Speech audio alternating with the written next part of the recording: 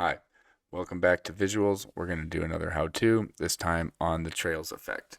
I have two videos, first video in the first three clips here, and the second video in these last two clips here. There's a transition that you can barely see right there, the little cells. And then there's going to be a waveform, and there's going to be a particle field. Well, there we go. Look at that. Okay, so let's see. Now, the point of this tutorial is to talk about the trails effect. So we're going to add that to each clip, but at a varying amount, just so we get some variance once we start putting this to music. So the intensity is higher on this first clip than it is on this clip. And then we go higher again, and then lower. All right, there we go. Dogs.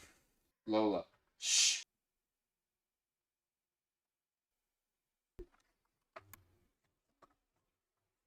Crazy dogs. Okay, so to continue on, once we add some music, this should look pretty cool. There's one other thing I like to do. Turn on the mirror just to add some symmetry. All right, let's see what happens when we add music.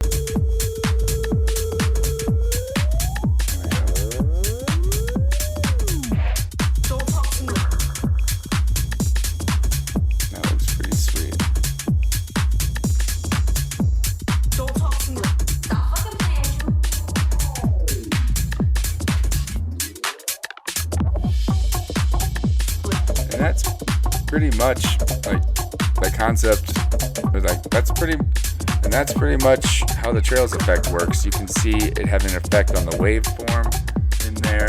You can see it having an effect on the particle field as well as the video content. It's going to give you that trippy feel. Or sometimes you can use it to kind of like smudge things together or to add a blur. There's lots of uses for it. Go crazy with it.